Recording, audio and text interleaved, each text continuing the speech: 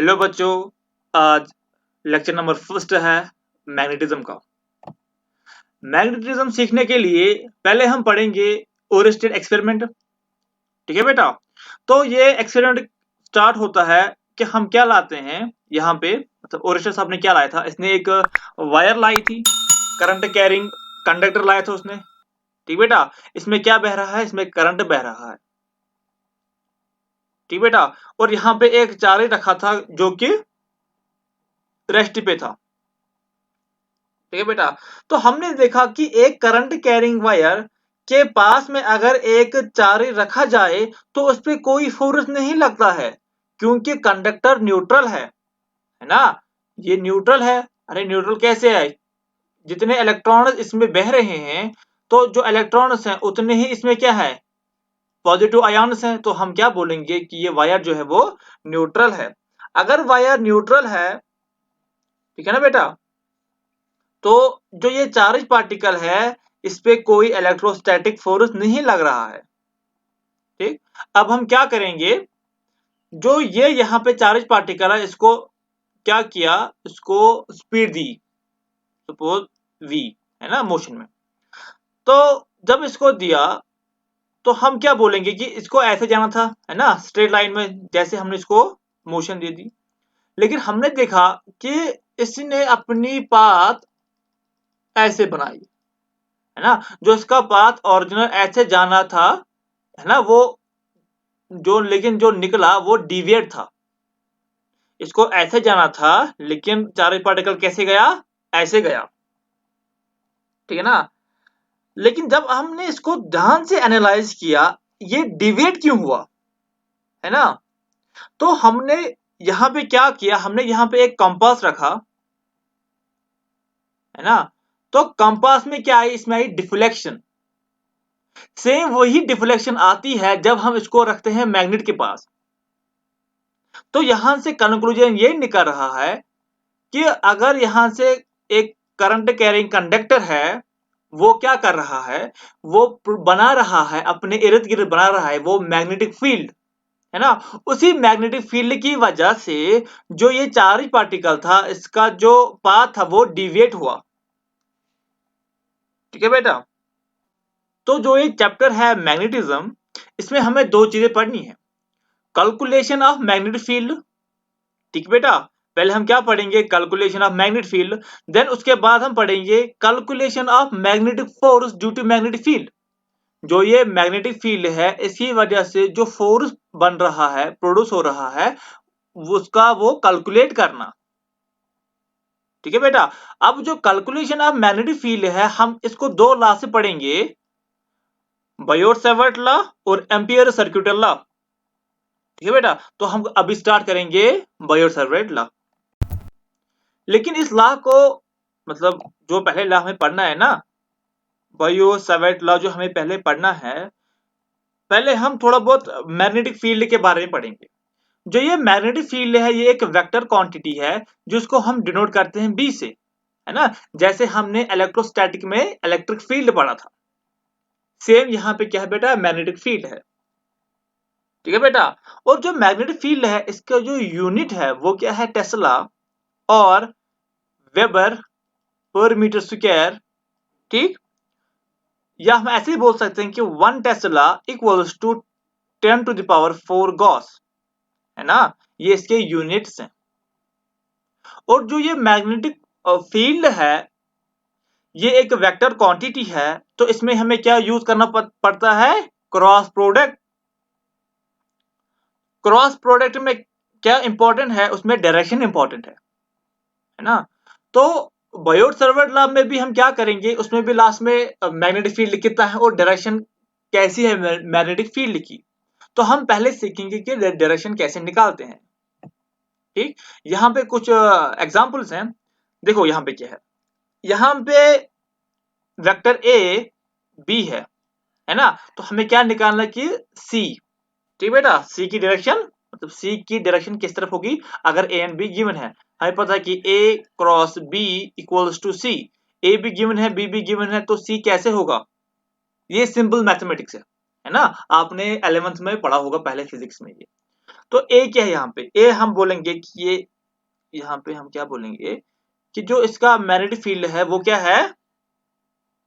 वो इनसाइड है, इसलिए हम क्रॉस बनाते हैं, है ना? तो हम क्या करेंगे, अपने राइट हैंड को लो आप, है ना? अपने जो आपका राइट हैंड है, ए की तरफ हाथ रखो, है ना? तो इस तरफ अपना राइट हैंड रखो ए की तरफ, ठीक है बेटा? और बी की तरफ उंगलियां जो आपकी है वो घुमाओ। अरे जब ए की तरफ हाथ रखोगे और बी की तरफ आप उंगलियां घुमाओगे तो आप पाओगे कि जो आपका थंब है वो इस तरफ आएगा, मतलब सी की डायरेक्शन इस तरफ है। अरे सिंपली अगर ये आपका हाथ है, ठीक है ना बेटा, तो क्या करोगे आप जो आपकी उंगलियां हैं इसको किस तरफ रखोगे आप? ए की तरफ। फिर अपनी उंगलियों को मोड़ना है, ठीक है बेटा? जब आप उंगली को मोड़ोगे तो वो ऐसे आएगा, है ना? तो थंब आपका नीचे आएगा, तो सी की डायरेक्शन इस तरफ है। दूसरा लेंगे हम, यहाँ पे क्या करेंगे, हम यहाँ पे हम डॉट लगाएंगे, इसका मतलब जो मैग्नेटिक फील्ड है वो अप साइड है, मतलब आउटवर्ड से। तो सेम जब हम इसमें फंडा लगाएंगे तो हम देखेंगे कि जो इसका सी है वो इस तरफ आएगा, है ना? अब ये वाला, इसमें फिर से डॉट, है ना? फिर से क्या, ए की तरफ हाथ रखो, बी की तरफ उंगलियां घुमाओ और थंब जहां पे आएगा उस तरह हम बोलेंगे कि डायरेक्शन ऑफ सी है। तो यहाँ पे किस तरफ आएगा? सी इस तरफ आएगा बेटा, ठीक बेटा? ये क्वेश्चन से पहले कि हम कैसे निकाल देंगे, ठीक बेटा? तो अब हम क्या पढ़ेंगे, अब हम पढ़ेंगे बायोट सावर्ट लॉ। ये क्या स्टेट कर रहा है ना? सपोज अगर ये एक कंडक्टर है, इसमें आई करंट जा रहा है, तो हम एक स्मॉल पोर्शन ऑफ क्या लेंगे, स्मॉल पोर्शन ऑफ हम लेंगे, एक एलिमेंट लेंगे, लेंथ लेंगे, सपोज वो डीएल होगा, ठीक बेटा? और आर डिस्टेंस पे ये यहाँ पे एक चार्ज प्लेस है ना? इस पे कितना मैग्नेटिक फील्ड होगा उसको हम लिखते हैं डीबी से। हमने स्मॉल एलिमेंट डीएल लिया तो डीएल की वजह से जो यहाँ पे मैग्नेटिक फील्ड बनेगा वो भी क्या बनेगा बेटा? डीबी बनेगा। तो वो है mu naught upon 4 pi I dl cross R upon R mod cube. जो न्यू नॉट है इसको बोलते हैं परमेबिलिटी ऑफ फ्री स्पेस, जैसे इलेक्ट्रोस्टैटिक्स में ई नॉट था परमिटिविटी ऑफ फ्री स्पेस, यहाँ पे क्या है बेटा? परमेबिलिटी ऑफ फ्री स्पेस, जिसका वैल्यू ये दिया हुआ है 4 pi into 10⁻⁻7 tesla metre per ampere. और डीएल जो यहाँ पे है बेटा, डीएल क्या है यहाँ पे? वो स्मॉल पोर्शन ऑफ वायर है, मतलब ये यहाँ पे जो स्मॉल पोर्शन ऑफ वायर है ये है ना? और आर क्या है यहाँ पे? ये एक रेडियस वेक्टर है। और जो आर वेक्टर है ना, इसका इसका क्या, जो इसकी होती है ना डायरेक्शन, मतलब जहाँ पे ये वेक्टर एक है ना, तो इसका हेड कहाँ पे होगा? जहां पे मैग्नेटिक फील्ड निकालना है उसकी तरफ इसका हेड होगा। देखो इसका हेड ये है ना, तो हमने किस तरफ रखा? हमने यहाँ पे रखा कि हमने यहाँ पे क्या निकालना है, हमें यहाँ पे मैग्नेटिक फील्ड निकालना है, ठीक है बेटा? जहां पे मैग्नेटिक फील्ड निकालना है उसी तरह हम इसका हेड रखेंगे। और जो यहाँ पे डीबी है वो क्या है? Small magnetic field due to small length. इस स्मॉल लेंथ की वजह से यहाँ पे एक स्मॉल मैग्नेटिक फील्ड बन रहा है ना? वो डीबी है। और डीएल, यहाँ पे करंट जा रहा है आई, है बेटा? तो यहाँ पे हमने स्मॉल पोर्शन ऑफ लिया डीएल। तो डीएल की डायरेक्शन कैसी होगी? हम बोलते हैं डीएल वेक्टर। तो डीएल की डायरेक्शन कैसी होगी? डीएल की डायरेक्शन उसी तरफ होगी जिस तरफ डायरेक्शन ऑफ करंट होगी, है ना? तो डीएल की डायरेक्शन कैसे है? वो अपसाइड है यहाँ पे ना, ठीक है बेटा? अभी तक हमने देखा कि अगर एक जगह पे मतलब ए है, बी है, तो हम कैसे निकालेंगे डायरेक्शन ऑफ सी, ठीक बेटा? अब हम कुछ क्वेश्चंस करेंगे, ठीक बेटा? अब हम कुछ क्वेश्चंस करेंगे जहां पे मैं आपको दिखाऊंगा कि हम कैसे निकालेंगे करंट, कैसे हम मतलब डायरेक्शन कैसे निकालेंगे हम मैग्नेटिक फील्ड की, ठीक है बेटा? देखो सपोज एक कंडक्टर ऐसे है, उसमें करंट ऐसे जा रहा है और पॉइंट बी ये है ना? और जो ये पॉइंट बी है इस पे हमें क्या निकालना है? इसी पे हमें निकालना है कि मैग्नेटिक फील्ड की डायरेक्शन कैसे होगी। फिर से अपना राइट हैंड लो, है ना? राइट हैंड लो, तो क्या रखो, वो यहाँ पे रखो अपना अपना राइट हैंड। उंगलियां किस तरफ आएंगी आपकी? इस तरफ आएंगी। फिर इनको मोड़ो, किसकी तरफ, बी की तरफ, है ना बेटा। वो आपको बी की तरफ मोड़ना है तो मोड़ो बी की तरफ, तो वो ऐसे मुड़ेंगे, है ना। तो जो आपका थंब है वो कैसे आएगा, वो डाउनवर्ड्स आएगा। इसका मतलब जो यहाँ पे मैग्नेटिक फील्ड की डायरेक्शन होगी वो डाउनवर्ड्स होगी, है ना, मतलब क्रॉस। फिर से क्वेश्चन करते हैं, ठीक बेटा। यहाँ पे करंट जो है वो ऐसे है, मतलब डाउनवर्ड करंट जा रहा है, और पॉइंट बी यहाँ पे है। तो इसकी वजह से यहाँ पे कैसा मैग्नेटिक फील्ड की डायरेक्शन होगी, फिर से राइट हैंड लो, है ना। तो करंट अगर अंदर है, तो अंदर की तरफ है, तो आप अपनी उंगलियां लो, इस पे रखो, मतलब जहां पे क्रॉस है वहां पे अपनी उंगलियां रखो आप, राइट वाला हैंड, है ना। फिर बी की तरफ क्या करो, अपनी उंगलियों को घुमाओ। तो आप यहाँ पे देख सकते हो कि जो आपका बी की डायरेक्शन है, मतलब यहाँ पे ये बी है ना, ये पॉइंट बी है, लेकिन ये मैग्नेटिक फील्ड है ना। तो मैग्नेटिक फील्ड की डायरेक्शन बेटा क्या आएगी, यहाँ पे डाउनवर्ड्स आएगी, है ना। ये मतलब ये 3D का ये 3D है ना, ये प्लेन के अंदर है, प्लेन के अंदर ये है मतलब इन, ये बाहर है मतलब आउट, ये नीचे है ना। ये मतलब अगर 2D में देखेंगे तो ये क्या है बेटा, यहाँ पे ये नीचे है। फिर से एक क्वेश्चन करते हैं, यहाँ पे करंट आई है, मतलब डॉट है, मतलब वो क्या है, वो आउट है, आउटवर्ड्स यहाँ पे करंट है, मतलब जो आपके वायर है वो बाहर की तरफ निकल रहा है प्लेन पे, है ना। और पॉइंट बी यहाँ पे है, हमने यहाँ पे निकालना है कि जो यहाँ पे मैग्नेटिक फील्ड होगा इसकी डायरेक्शन कैसे होगी। फिर से उंगलियां लो, फिर से घुमाओ, तो वो क्या आएंगी बेटा, वो ऐसे आएंगी, है ना। और एक क्वेश्चन करते हैं, अगर ये यहाँ पे आई करंट जा रहा है, यहाँ पे मैग्नेटिक फील्ड निकालना है, ठीक बेटा। फिर से अपनी उंगलियां रखो, फिर से मोड़ो, तो यहाँ पे क्या आएगा, वो इनवर्स आएगा। सेम यहाँ पे करते हैं, अगर ऐसे करंट जा रहा है, ठीक बेटा, अगर ऐसे करंट जा रहा है तो पॉइंट ये है, तो यहाँ पे क्या होगा, मैग्नेटिक फील्ड की डायरेक्शन कैसी होगी, यहाँ पे वो इनवर्स होगी, ठीक बेटा। अब हम क्या करेंगे, अब जो बायोट सावर्ट लॉ है इसका जो एप्लीकेशन है पहले हम वो देखेंगे, ठीक है बेटा। पहले हम क्या करेंगे, पहले हम इसकी एप्लीकेशन देखेंगे। तो पहली जो इसकी एप्लीकेशन है वो क्या है, magnetic field due to current carrying straight wire. यहाँ पे एक वायर है स्ट्रेट वायर, इसकी वजह से इस वाले पॉइंट पे, है ना, यही वाला पॉइंट है, इसकी वजह से इस वाले पॉइंट पे कितना मैग्नेटिक फील्ड बन रहा है, ठीक बेटा। तो हम क्या करेंगे, वाई डिस्टेंस ऊपर जाएंगे, पहले ये परपेंडिकुलर है ना, इसको हमेशा आप क्या लो, परपेंडिकुलर लो। फिर क्या करो, वाई डिस्टेंस ऊपर जाओ, फिर यहां से एक स्मॉल एलिमेंट लेंथ का डी वाई काटो आप, है ना, फिर सबको मिलाओ, ठीक बेटा। तो ये डिस्टेंस कितनी है यहाँ पे, वो डी है।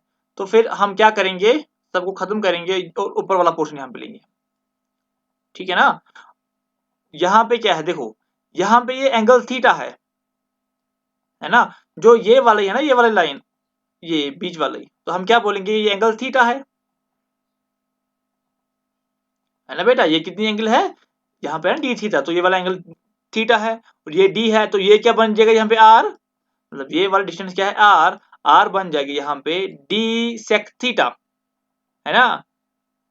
तो ये वाला जो पोर्शन है वो कितना है बेटा, यहाँ पे ये वाई है, अगर ये थीटा है तो ये कितना निकलेगा 90 प्लस थीटा, अगर ये थीटा है 90 प्लस थीटा है, ये 90 है, तो ये कितना निकलेगा बेटा 90 माइनस थीटा, ये निकलेगा 90 माइनस थीटा, ठीक है बेटा। तो अब हम इससे पहले हम पहले कुछ देखेंगे यहाँ पे कि हम प्लस माइनस का साइन कैसे लगाते हैं, ठीक है बेटा। तो उसके लिए हम पहले स्क्रीन करेंगे, देखो यहाँ पे क्या किया हमने, फिर से यहाँ पे देखो, यहाँ पे हमने एक एलिमेंट लिया, मतलब ये क्या है डी वाई एलिमेंट है, और उसको मिलाओ आप, इसको हम मिलाते हैं, है ना। तो सपोज ये नीचे वाला एंगल क्या है, ये थीटा, ये 30 है ना, और ये वाला भी हम क्या बोलेंगे, ये 30 है। हमने क्या किया कि जो थीटा 1 है वो भी अपसाइड लिया, एंड थीटा 2 भी हमने क्या किया बेटा, अपसाइड लिया। थीटा 2 का मतलब 30 नहीं है, यहाँ पे थीटा 2 का मतलब क्या है, यहाँ पे मतलब वो 60 है ना। थीटा टू कितना आएगा, वो दोनों को मिला के आएगा। ये यहाँ पे क्या है बेटा, ये डी थीटा है ना। तो थीटा टू यहाँ पे क्या 60 है, ठीक है बेटा। तो ये यहाँ पे क्या है, ये डी है, हम बोलेंगे कि ये ए है। तो जो थीटा वन है वो 60 है ना, अपसाइड वे वाला। सॉरी, थीटा टू यहाँ पे क्या है 60 है। तो थीटा वन कितना होगा यहाँ पे, थीटा वन क्या है यहाँ पे बेटा, थीटा वन यहाँ पे 30 है ना। लेकिन यहाँ पे जो थीटा टू है वो और थीटा वन दोनों सेम डायरेक्शन में है ना। लेकिन हमें क्या लेना होता है, वो हमें लेना होता है हमेशा ये अपोजिट, थीटा वन और थीटा टू हमें हमेशा अपोजिट लेना होता है। लेकिन जहां पे ये सेम डायरेक्शन में होते हैं तब हम क्या करते हैं, तब हम ए को नेगेटिव लेते हैं। सपोज हम लेंगे थीटा बोल तो यहाँ पे नेगेटिव लेंगे, ठीक है बेटा। यहाँ पे नेगेटिव साइन इसलिए हमने इस्तेमाल किया क्योंकि दोनों एक ही डायरेक्शन में है, ठीक है। तो फिर से एक एग्जांपल बोलता हूँ मैं, यहाँ पे दिखाता हूँ आपको। तब वो ये ऐसे है, एक वायर ऐसे जा रही है और ये पॉइंट है ऐसे, और हमने क्या किया, अपर वाला और लोअर वाला एंड हमने पॉइंट यहाँ पे एक पॉइंट पे मिलाया। तो ये वाला एंगल कितना बेटा, ये थीटा वन है, और ये यहाँ पे कितना थीटा टू है। तो थीटा वन कितना निकल रहा है, सपोज थीटा वन 60 है और थीटा टू 30 है ना। दोनों क्या है, अपोजिट है ना, ये इसके ऊपर है, ये इसके नीचे है। तो हम इस वक्त क्या लेंगे, हम इस वक्त दोनों को पॉजिटिव लेंगे, क्योंकि दोनों अपनी जो इसकी कंडीशंस होती है वो फुलफिल हो रही हैं। अगर यहाँ पे भी दोनों सेम साइड होती तो हम यहाँ पे भी क्या लेते, एक और नेगेटिव। लेकिन ये वहीं से क्या है, अपोजिट साइड में है, तो हम क्या बोलेंगे, दोनों क्या है यहाँ पे, दोनों पॉजिटिव है यहाँ पे, ठीक है बेटा। चलो जी, यहाँ पे क्या है, अब हम निकालेंगे कि इस पोर्शन में कितना होगा, मैग्नेटिक फील्ड कितना होगा। तो हमें पता है कि जो यहाँ पे dB होगा वो होगा mu naught upon 4 pi I dl into R upon R का क्यूब, है ना। लेकिन dl क्या है, dl स्मॉल जो लेंथ था, है ना, स्मॉल पोर्शन, तो हमने क्या किया था, dl इतना लिया था ना हमने वहां पे dy, तो dy की जगह यहाँ पे मतलब वहां पे dl लिया था हमने। लेकिन यहाँ पे क्या है, ये यहाँ पे हमने क्या लिया, ये dy ले लिया, है ना। तो dl की जगह यहाँ पे क्या लिया हमने, dy ले लिया। अब है r, r को हमने यहाँ पे रिप्लेस किया किससे, डी सेक थीटा से, है ना। तो लिखा डी सेक थीटा, ठीक है। तो क्रॉस प्रोडक्ट है, जब उसको हम मिटाते हैं तो क्या आता है, साइन थीटा। लेकिन यहाँ पे क्या आएगा, sine 90 plus theta. 90 plus theta इसलिए आया क्योंकि ये एंगल है बिटवीन वाई एंड, है ना। अरे इस पॉइंट और इस पॉइंट के दरमियान जो एंगल होता है उसको हम लेते हैं, है ना। यहाँ पे क्या है, डी वाई और डी साइन थीटा के बीच का जो एंगल है उसी को हम लेते हैं। तो यहाँ पे क्या है, डी वाई ये है और डी साइन थीटा ये है, उसके बीच का एंगल कितना बेटा, 90 प्लस थीटा। तो यहाँ पे क्या लिया हमने, 90 प्लस थीटा लिया हमने, अपॉन में आर क्यूब। तो क्या आएगा, आर डी सेक थीटा का क्यूब, ठीक बेटा। अब यहाँ पे क्या है, देखो यहाँ पे डी वाई को हम चेंज करेंगे थीटा में, तो कैसे होगा, देखो जो tan ऑफ थीटा होगा वो किसके बराबर होगा, है ना। अगर यहाँ पे हम फिर से आते हैं शक्ल पे, फिगर पे, तो यहाँ पे क्या है, ये y है और ये d है। तो tan ऑफ थीटा क्या आएगा बेटा यहाँ पे, y अपॉन डी। अरे परपेंडिकुलर अपॉन बेस आएगा ना। तो परपेंडिकुलर थीटा है तो परपेंडिकुलर क्या है, y और बेस d है। तो tan थीटा क्या आएगा, y अपॉन डी। तो हम लिखेंगे tan theta equals to y upon b, है ना। तो y क्या आएगा यहाँ पे, y आएगा यहाँ पे d tan ऑफ थीटा। हमें y नहीं चाहिए, हमें dy चाहिए, तो इसकी डिफरेंशिएशन करो, dy, है ना, विद रिस्पेक्ट टू थीटा। तो क्या आएगा, dy इक्वल्स टू, d बाहर निकलेगा पहले, तो पहले tan थीटा को क्या आएगा, sec स्क्वायर थीटा, ठीक है ना। और थीटा का क्या होगा, d थीटा, है ना। d यहाँ पे हम क्या करेंगे, बाहर निकालने कांस्टेंट, तो यहाँ पे क्या आएगा, d sec square theta and d theta, ठीक बेटा। तो यहाँ पे क्या है, dy की जगह पे हमने लिखा d sec square theta d theta, और बाकी हमने क्या रखा, बाकी हमने फिर से वही सेम रखा। यहाँ पे देखो एक d है दूसरा d है, तो यहाँ पे क्या आएगा, d स्क्वायर। यहाँ पे पहले थोड़ा बहुत मैं मिटाता हूँ कि आपको दिखे ये, है ना।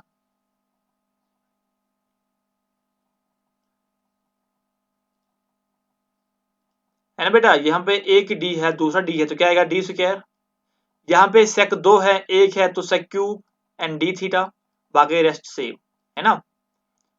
तो डी 2 है, डी 3 है, एक कट जाएगा तो एक बच जाएगा, ये एक है, ठीक। सेक 3 है, सेक 3 है, खत्म, है ना। तो साइन 90 प्लस थीटा, तो किसी वो क्या इक्वल है कॉस ऑफ थीटा, तो क्या है कॉस थीटा और डी थीटा। लेकिन ये कितना है, ये डी भी है, मतलब small amount of magnetic field. अगर हमें टोटल चाहिए तो हमें क्या करना होगा, हमें यहाँ पे इंटीग्रेशन करनी होगी, है ना। तो ये वाला सारा पोर्शन जो है वो कांस्टेंट है, बाहर आएगा। तो इंटीग्रेशन किसकी होगी, कॉस थीटा डी थीटा, है ना, फ्रॉम थीटा टू थीटा 1। लेकिन उसको हमने नेगेटिव लिया क्योंकि इसमें क्या है, वहां पे फिर से मैं रिपीट करना चाहूंगा कि जो एंगल हमने लिए थे वो हमने सेम साइड पे लिए थे, इसलिए थीटा टू हमने क्या कंसिडर किया, यहाँ पे थीटा टू यहाँ पे बोला हमने कि ये नेगेटिव है ना। तो cos थीटा की डिफरेंशिएशन कितनी आएगी बेटा, ये इंटीग्रेशन आएगी साइन थीटा, तो साइन थीटा, है ना। तो अपर लिमिट क्या है यहाँ पे, थीटा 1 आएगा ना, अपर लिमिट माइनस, हम दिखाता हूं मैं आपको पहले, देखो देखो यहाँ पे क्या आएगा, यहाँ पे हम ऐसा बोलेंगे कि साइन 90 प्लस थीटा, है ना, तो ये क्या बन गया कॉस ऑफ थीटा। तो कॉस ऑफ थीटा को इंटीग्रेशन करनी है माइनस थीटा 2 और थीटा 1 से, तो वो क्या बन जाएगा यहाँ पे, है ना, कॉस थीटा क्या बन जाएगा यहाँ पे बेटा, वो बन जाएगा साइन थीटा। तो बना साइन थीटा, तो अपर लिमिट क्या है यहाँ पे, थीटा 1 एंड लोअर है माइनस थीटा 2, है ना। तो अपर लिमिट मतलब sign theta 1 minus lower limit मतलब यहाँ पे माइनस है तो क्या आएगा माइनस साइन थीटा 2, तो माइनस माइनस प्लस है तो क्या आएगा बेटा यहाँ पे sign theta 1 plus sine theta 2, है ना। तो सेम यहाँ पे मैंने लिखा है ना, sign theta 1 plus sine theta 2, ये आपको याद होना चाहिए, बहुत ही इंपॉर्टेंट फार्मूला है बेटा, है ना, ठीक बेटा। तो डी क्या होगा, डी परपेंडिकुलर हमेशा होगा, यहाँ पे मैंने डी लिया तो वो हमेशा परपेंडिकुलर रहेगा, है ना। और थीटा 2 थीटा 1 एंगल दो है वो दोनों आपस में अपोजिट होते हैं। अब हम इसी के केसेस लेते हैं। अब हम लेंगे सिमी इनफाइनाइट वायर, मतलब एक तरफ से ये इनफाइनाइट होगा, इंफिनिटी पे होगा, दूसरे दूसरे साइड पे क्या होगा, ये मतलब पर्टिकुलरली किसी वैल्यू तक होगा। इनफाइनाइट का मतलब अगर हमने सपोज 2-3 मीटर की वायर लाई और उसमें हमने छोटा सा एक एलिमेंट सपोज 1 सेंटीमीटर नहीं, हमने क्या किया मिलीमीटर में ले लिया, तो मिलीमीटर के लिए जो मीटर है वो इनफाइनाइट है ना। हम ऐसे इसको देखेंगे, इसमें करंट आ जा रहा है, ठीक बेटा। तो थीटा 1 कितना है इसमें 90 है, ठीक बेटा, है ना। अरे ये वाला एंगल एक है और दो वाले एंगल इसमें लेते हैं। अगर ये वाला एंगल है ना ये इनफाइनाइट पे है तो हम बोलेंगे कि जो ये ऊपर वाला एंगल है ये कितना बेटा 90 पे, ये ऐसे आएगा, ये ऐसे नहीं आएगा ना, ये ऐसे आएगा 90 पे। दूसरा वाला कैसा है, दूसरा 0 पे है ना। तो जो बी का वैल्यू है वो कितना आएगा, वो इतना आएगा, इतना आएगा, है ना। लेकिन कैसे देखो, B equals to mu naught upon 4 pi D sine theta 1 plus sine theta 2। जब थीटा 1 90 है और थीटा 2 0 है, साइन 90 1 है, साइन 0 0 है, तो कितना बना वो new naught I upon 4 pi D, ठीक है बेटा। अब हम बोलेंगे कि यहाँ पे जो डायरेक्शन है मैग्नेटिक फील्ड की वो कैसी होगी, है ना। फिर से ये डी है, यहाँ पे अपना हाथ रखो, फिर से उंगलियां घुमाओ इसकी तरफ, तो मतलब इसकी तरफ घुमाओ, तो जो आपका डायरेक्शन ऑफ निकलेगा मैग्नेटिक फील्ड वो क्या होगा बेटा, वो इनवर्स होगा, ठीक। अब दूसरा वाला इसमें रखेंगे कि अगर इनफाइनाइट वायर है, इनफाइनाइट वायर का मतलब अगर थीटा 1 और थीटा 2 दोनों 90 होंगे तब कितना निकलेगा इसमें, अगर आई लिखेंगे तो तब कितना निकलेगा इस पे मैग्नेटिक फील्ड, है ना बेटा। तब इस पे मैग्नेटिक फील्ड कितना निकलेगा, वो निकलेगा new naught I upon 2 pi D, है ना। अरे अगर दोनों हम क्या लिखेंगे new naught I upon 4 pi D sine theta 1 plus sine theta 2, दोनों 90 है, मतलब यहाँ पे 1 आएगा, तो वो कितना आएगा new naught I upon 4 pi D into 2, 2 1 जा 2 2 2 जा 4, तो क्या आएगा बेटा यहाँ पे new naught I upon 2 pi D, है ना, ये है इसकी रिलेशन। ठीक है बेटा, जो अभी हमने सीखा ना डायरेक्शन निकालना, इससे आसान एक तरीका है, उसको बोलते हैं पाम रूल, है ना, आपने पढ़ा होगा 10th में पाम रूल। तो पाम रूल से भी हम निकाल सकते हैं डायरेक्शन ऑफ मैग्नेटिक फील्ड, है ना। तो यहाँ पे इसका स्टेटमेंट है कि कैसे यूज करते हैं। हम कुछ क्वेश्चंस करते हैं पाम रूल की वजह मतलब हेल्प की वजह से हम उसको सॉल्व करते हैं। तो यहाँ पे एक कंडक्टर है, यहाँ पे हम क्या निकालेंगे, यहाँ पे हम ये आर वेक्टर है, यहाँ पे हम बोलेंगे कि यहाँ से हमें निकालना है क्या, डायरेक्शन ऑफ मैग्नेटिक फील्ड। तो क्या होगा, अगर करंट ऐसे जा रहा है तो हमें क्या करना है, put the thumb on your right of your right hand in the direction of current, है ना।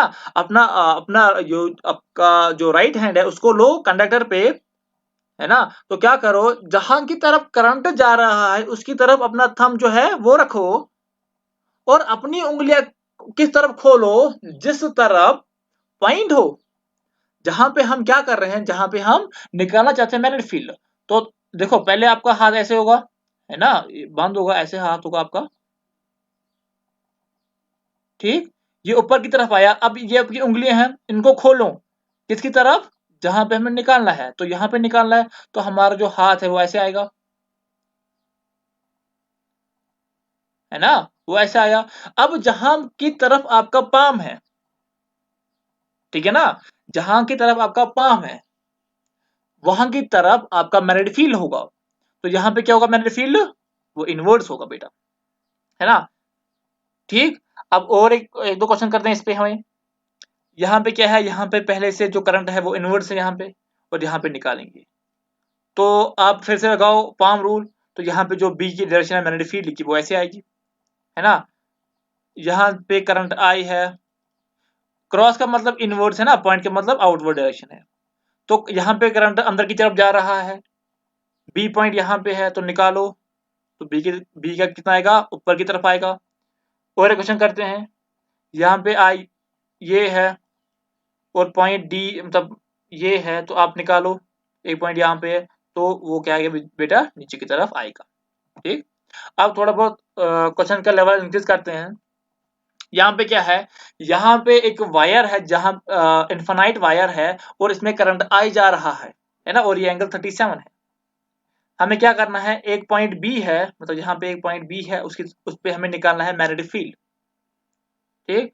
तो इमेज क्या मतलब बन जाएगी, डायग्राम ऐसे, है ना। तो हमेशा डी क्या है वो हमने क्या लिया, परपेंडिकुलर ले लिया हमने, ठीक है बेटा। तो इसको बोलेंगे कि ये यहाँ पे क्या है, ये ए है, ठीक। अगर ये 37 है तो ये भी कितना होगा, 37 होगा, है ना। ये यहाँ पे 90 होगा, ये 37 होगा। तो हमें फॉर्मूला पता है कि b equal to mu naught I upon 4 pi D sine theta 1 plus sine theta 2। Theta 1 कितना यहाँ पे 90, है ना बेटा, एंड थीटा 2 इक्वल्स टू क्या है 37 है। तो हमने लिया -37, क्यों, क्योंकि दोनों दोनों ये जो एंगल्स हैं वो एक ही तरफा है ना बेटा। अरे अगर दोनों एंगल हम लेंगे वो क्या है, वो एक ही तरफा है ना। देखो यहाँ पे तरफ एंगल क्या है, देखो ये है, यहाँ पे क्या है, यहाँ पे जो ये वाला एंगल है ये कितना है, अगर यहाँ पे ये 37 है, यहाँ पे 90 है, तो ये कितना आएगा, ये यहाँ पे आएगा 53।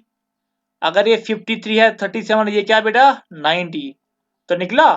तो एक एंगल कितना है 90, दूसरा यहाँ पे क्या है 37, लेकिन दोनों क्या है, यहाँ पे दोनों एक ही डायरेक्शन से है ना। अरे थीटा ये एंगल है ना यहाँ पे, है ना बेटा। अरे देखो हम क्या करेंगे, सपोज हम ऐसे लेंगे, है ना, तो एक ये वाला है और दूसरा इनफाइनाइट है, मतलब ऐसे आएगा। अब आपको समझ आएगा, है ना। ये वाला कितना है 37 है, लेकिन दूसरा वाला कितना है 90 है ना। तो थीटा 1 और थीटा 2, ठीक बेटा। और एक को हम लेंगे नेगेटिव, तो -37 आया। तो फिर इसको हम सॉल्व करेंगे, 30 तब जो होगा 37 का वैल्यू, तो वो हम निकालेंगे यहाँ से, ठीक है बेटा।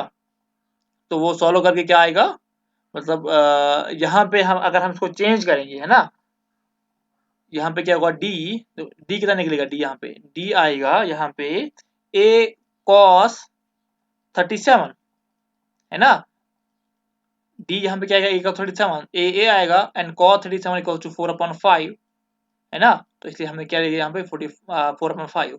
और इसी तरह हम sin 37 का वैल्यू निकाल सकते हैं इजी ट्रिग्नोमेट्री रेशियो के हिसाब से। ठीक, ये दूसरा वाला क्वेश्चन यहाँ पे दोनों क्या है, यहाँ देखो यहाँ पे क्या है, ये एक इनफाइनाइट वायर है, इसका मतलब जो एक θ1 होगा एंगल वो कितना होगा बेटा 90 होगा, सिंपल सी बात है। दूसरा कितना होगा यहाँ पे दिया हुआ है 45 है ना, अरे आपको इसकी तरफ देखने की जरूरत भी नहीं है, एक 90 है दूसरा कितना बेटा 45 होगा, तो -45 तो लगाओ वैल्यू θ1 एक 90 है दूसरा 45 है, तो ये आपका वैल्यू निकाल जाएगा। आज के लिए बस इतना ही, जो आगे का लेक्चर होगा उसमें भी हम न्यूमेरिकल्स अच्छे खासे करेंगे, टफ लेवल की करेंगे है ना बेटा। तो आज के लिए इतना ही, थैंक यू।